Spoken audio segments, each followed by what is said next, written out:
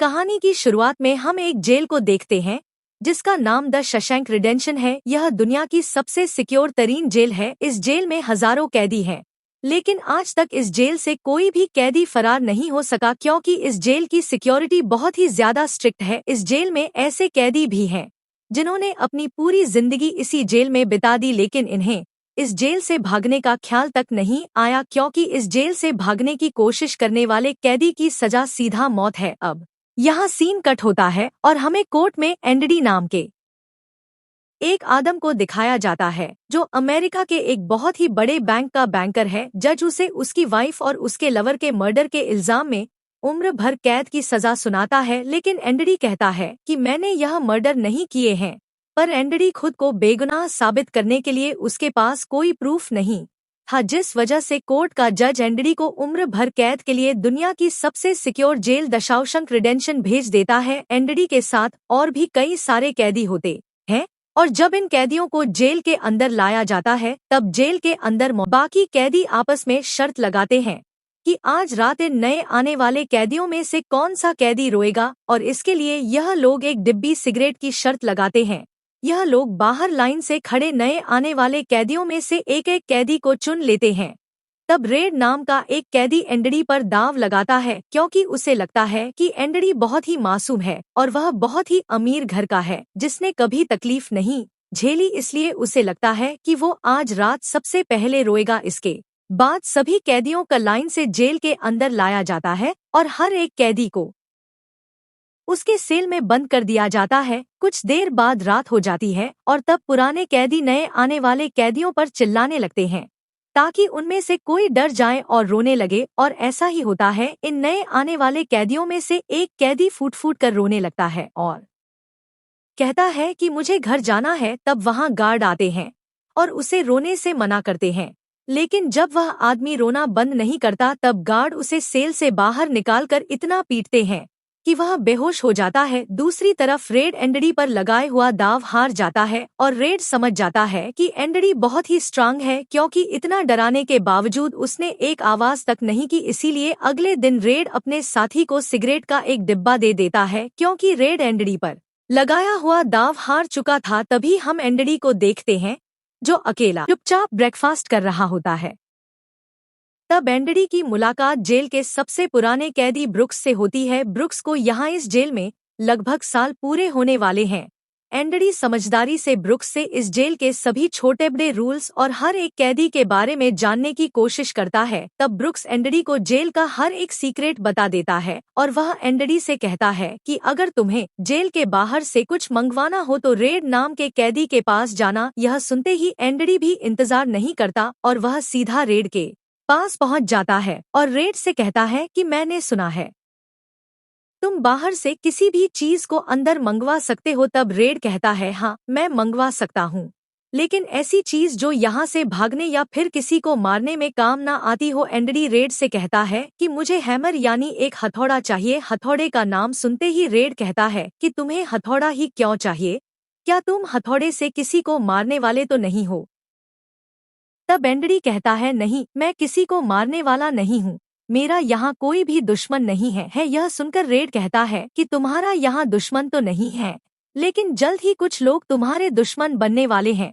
वो कुछ लोगों की तरफ इशारा करके एंडी को वार्न करता है कि इन लोगों की गंदी नजर तुम पर है, इसीलिए इनसे बचकर रहना। अगले दिन एंडी के कहने पर रेड उसके लिए हैमर मंगवा देता है और जब वह हथौड़ा देखता है तो रेड हंसने लगता है क्योंकि हथौड़ा साइज में बहुत ही छोटा होता है और रेड मन ही मन सोचता है कि इस हथौड़े से जेल में सुरंग बनाने में साल लग जाएंगे। इसके बाद रेड ब्रुक्स के जरिए एंडी के सेल तक हथौड़ा पहुंचा देता है।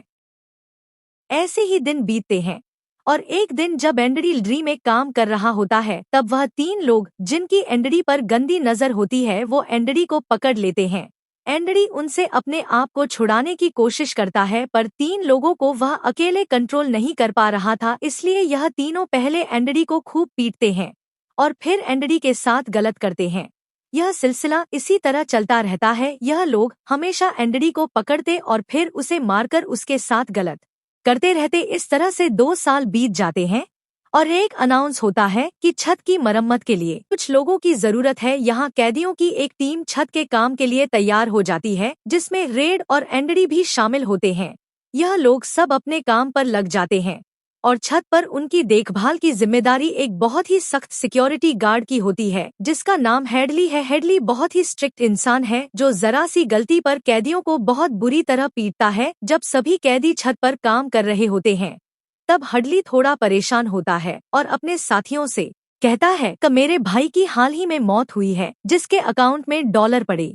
मेरे भाई का मेरे अलावा इस दुनिया में और कोई नहीं है, इसलिए उसके पैसे पर मेरा हक बनता है। लेकिन परेशानी की बात यह है कि जब मैं इन डॉलर को अपने अकाउंट में ट्रांसफर करूंगा तब सरकार मुझसे टैक्स के रूप में सारे पैसे ले लेगी। एडली जब अपने साथियों से यह बातें कर रहा था तब एंडरी भी इसकी सारी बातें सुन लेता है। एंडरी जो कि एक बहुत बड़ा बैंकर है, उसे पता था कि इन पैसों को बिना गवर्नमेंट को टैक्स दिए कैसे निकाला जा सकता है। इसके बाद एंडरी बिना सोचे हेडली के पास जाता है और उससे कहता है, क्या तुम अपनी बीवी पर भरोसा करते? यह बात सुनते ही हेडली को गुस्सा आ जाता है और वह एंडरी को पकड़कर छत के किनारे जाता है, लेकिन उसे नीचे फेंकने से पहले एंडरी उसे बताता है, अगर तुम अपनी बीवी पर भरोसा करते हो कि वह तुम्हें धोखा नहीं देगी तो तुम आसानी से अपने भाई के पैसे अपनी वाइफ के अकाउंट में ट्रांसफर कर सकते हो, वह भी बिना टैक्स दिए, क्योंकि गवर्नमेंट का एक रूल है कि कोई भी इंसान अपनी पत्नी को पूरे जीवन में डॉलर तक गिफ्ट कर सकता है और इन पैसों पर कोई टैक्स नहीं लगता। और एंडरी यह भी कहता है कि अगर तुम बाहर से किसी लॉयर को रखोगे तो वह तुमसे बहुत ज्यादा पैसे चार्ज करेगा, लेकिन मैं यह काम तुम्हारे लिए फ्री में कर सकता हूँ। तब हेडली पूछता है, बदले में तुम्हें क्या चाहिए? इस पर एंडरी मुस्कुराते हुए कहता है, मुझे कुछ नहीं चाहिए, जब तुम्हारा काम हो जाए तुम मेरे सारे दोस्तों को बियर पिला देना। और अगले दिन सभी कैदी छत पर बैठकर बियर का मजा ले रहे होते हैं। यानी एंडरी ने हेडली का काम कर दिया था, लेकिन एंडरी बियर नहीं पीता, वह एक कोने में बैठकर सभी को बियर पीते देखकर खुश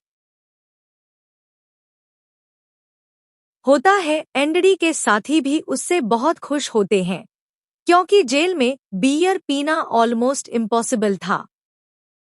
लेकिन एंडरी की वजह से उनकी यह इच्छा पूरी हुई। फिर समय ऐसे ही बीतता है और एंडरी और रेड की दोस्ती गहरी हो जाती है। कुछ दिन बाद जेल में सभी कैदियों को फिल्म दिखाई जाती है और सभी लोग रीटा हेवर्थ की फिल्म देख रहे होते हैं।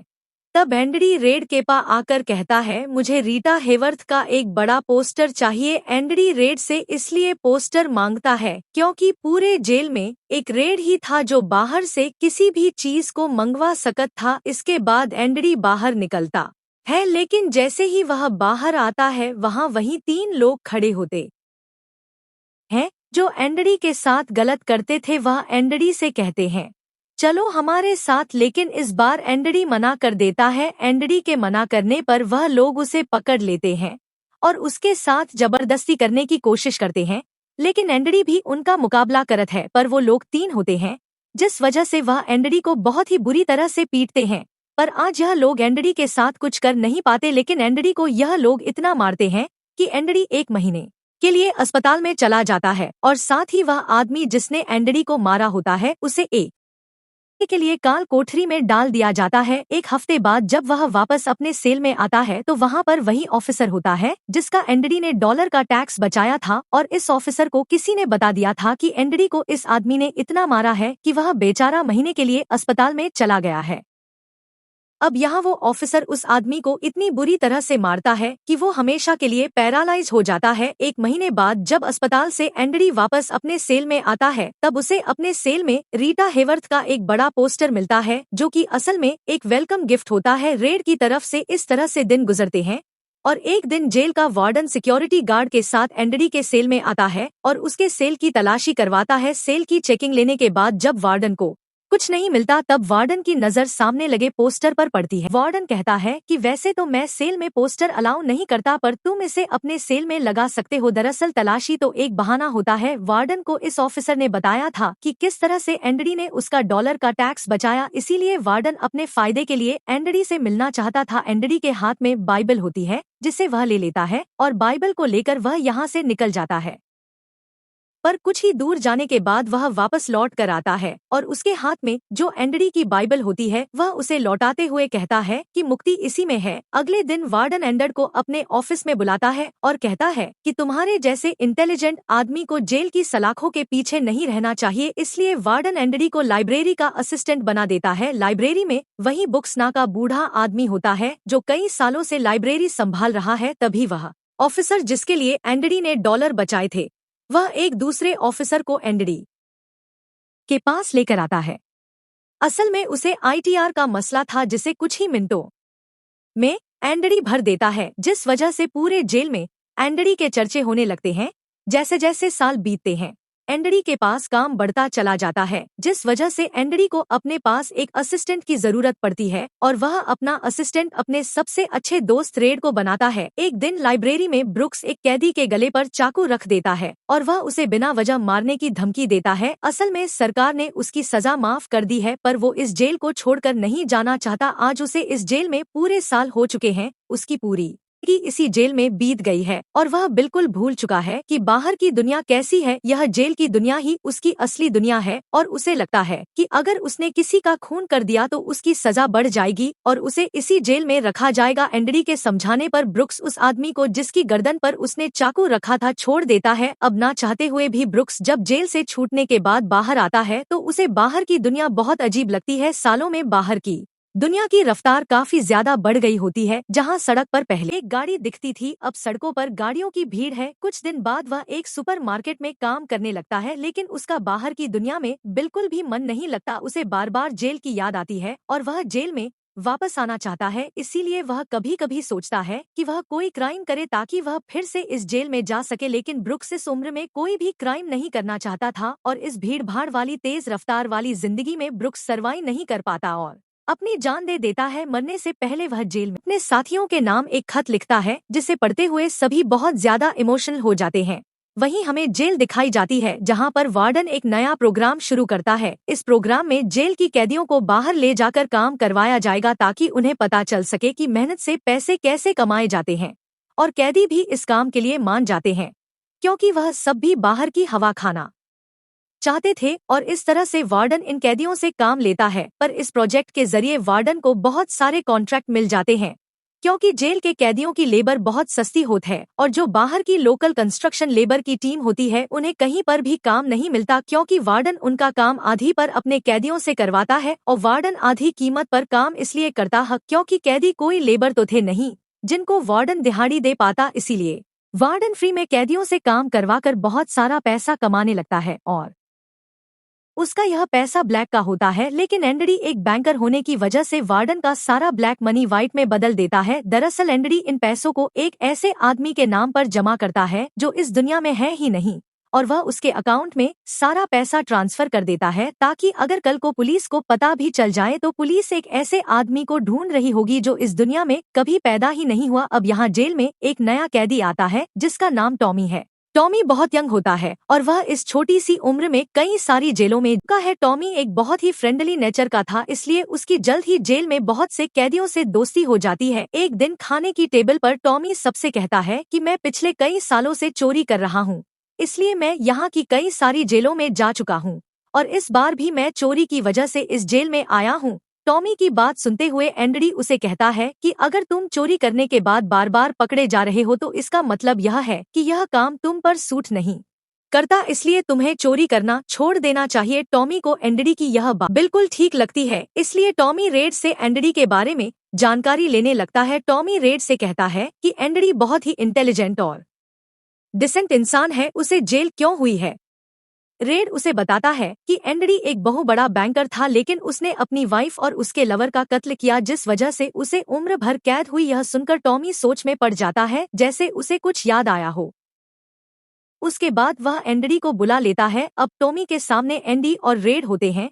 टॉमी इन दोनों को बताता है कि 4 साल पहले मैं एक जेल में गया था जहां पर मुझे एक कैदी मिला और उस कैदी ने मुझे बताया कि एक रात वह एक घर में चोरी करने गया। चोरी के दौरान उस घर का मालिक जाग गया। अब पकड़े जाने के डर से उसने उस घर के मालिक और उसकी पत्नी को मार डाला। बाद में उसे पता चला कि वह दोनों पति पत्नी नहीं थे बल्कि लवर थे और वह औरत एक बहुत बड़े बैंकर का पत्नी थी। कुछ समय बाद जब मैंने अखबार में न्यूज़ पढ़ी तो मुझे पता चला कि पुलिस ने जब इन दो मर्डर्स के बारे में जांच की तो पुलिस को शक हुआ कि इन दोनों को बैंकर ने मारा है, इसलिए बैंकर को उसकी पत्नी और उसकी पत्नी के लवर के हत्या के इल्जाम में गिरफ्तार कर लिया गया। यहाँ हमें पता चलत है कि एंड्री बेगुनाह था। यह सब जानने के बाद एंड्री वार्डन के पास जाता है और उसे यह सारी बातें बताता है, पर वार्डन जानबूझकर उसकी बातों पर विश्वास नहीं करता, क्योंकि एंड्री वह इंसान है जो उसके काले पैसों को व्हाइट में बदलता है और वार्डन के सारे राज जानता है। इसलिए अगर एंड्री यहाँ से चला गया तो वार्डन ना तो और पैसे कमा पाएगा और शायद उसके ब्लैक पैसों का राज भी खुल जाएगा। इसलिए वह एंड्री से कहता है कि यह एक झूठी कहानी है, मुझे ऐसी कहानियां रोज सुनने को मिलती हैं। एंड्री वार्डन से वादा करता है कि अगर मैं आजाद भी हो गया तो मैं तुम्हारा राज ही रखूंगा, लेकिन वार्डन एंड्री की कोई भी बात नहीं सुनता। यह देखकर एंड्री को बहुत गुस्सा आता है कि मैंने इस आदमी की इतनी मदद की, लेकिन आज बेगुनाह होने के बावजूद भी मुझे यह बाहर नहीं जाने दे रहा। इसलिए एंड्री वार्डन पर चिल्ला पड़ता है। तब वार्डन एंड्री को महीने के लिए काल कोठरी में डाल देता है और उसके बाद वह सीधे टॉमी के पास जाता है और वार्डन टॉमी से पूछता है कि क्या तुमने जो बातें एंड्री को बताई हैं वह सारी सच है? टॉमी कहता है हाँ, यह बिल्कुल सच है। इसके बाद वह टॉमी से कहता है कि क्या अगर तुम्हें कोर्ट में बुलाया जाए तो तुम कोर्ट में इस बात की गवाही दे सकते हो? तब टॉमी कहता है हाँ, मैं इसके लिए तैयार हूँ।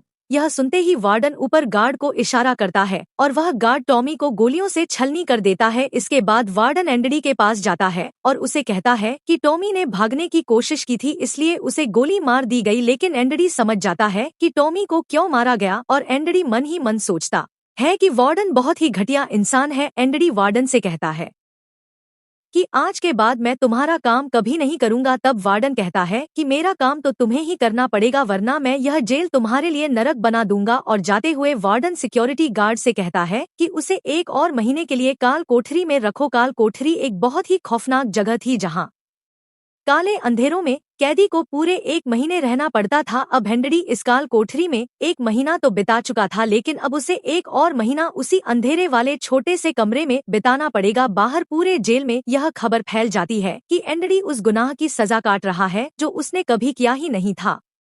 जेल के अंदर मौजूद सभी कैदियों को एंड्री के लिए बहुत दुख होता है। अब काल कोठरी में पूरे 2 महीने गुजारने के बाद जब एंड्री बाहर आता है तो रेड उसके पास आता है। एंड्री रेड से पूछता है कि क्या तुम कभी इस जेल से बाहर निकल पाओगे?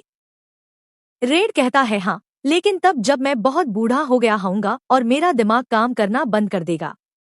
एंड्री कहता है कि मैं यहाँ से निकलकर मेक्सिको जाऊंगा। मेक्सिको में समुद्र किनारे एक बहुत खूबसूरत जगह है, कहा जाता है कि इंसान अपने आप को वहाँ खो देता है। मैं वहाँ अपना एक रेस्टोरेंट खोलूंगा, समुद्र किनारे अपनी नाव की रिपेयर करूंगा और वहाँ मुझे एक जोगाड़ी आदमी की जरूरत पड़ेगी जो मेरे लिए बाहर से सामान लाया करेगा। असल में वह रेड की तरफ इशारा कर रहा था। रेड यह सुनकर कहता है कि उम्मीद बहुत खतरनाक चीज होती है, यह इंसान को पागल तक कर देती है। तुम्हें सच्चाई की दुनिया में वापस लौटना होगा, मेक्सिको यहाँ से बहुत दूर है। यह कहकर रेड वहाँ से जाने लगता है, लेकिन जाने से पहले एंड्री रेड से कहता है कि वादा करो कि अगर तुम कभी यहाँ से रिहा हुए तो मेरा एक का करोगे। रेड कहता है हाँ, मैं जरूर करूंगा। तब एंड्री रेड को एक एड्रेस बताता है और कहता है कि जब भी तुम यहाँ से छूट जाओ तो उस जगह जाना जहाँ एक बड़े मैदान के बीच एक खूबसूरत पेड़ है, उसी पेड़ के नीचे मैंने अपनी वाइफ को प्रपोज किया था। वह रेड से कहता है कि उसी पेड़ के नीचे एक दीवार के अंदर तुम्हें काले रंग का पत्थर मिलेगा जिसके नीचे मैंने एक बॉक्स छिपाया है, और जब भी तुम रिहा हो जाओगे तो वहाँ जाकर उस पत्थर के नीचे उस बॉक्स को देखना कि उसमें क्या है। यह कहकर एंड्री वहाँ से चला जाता है और सीधा वार्डन के पास पहुँचता है। वह वार्डन का काम पूरा करके उसके सारे डॉक्यूमेंट्स एक खास तिजोरी में रखता है।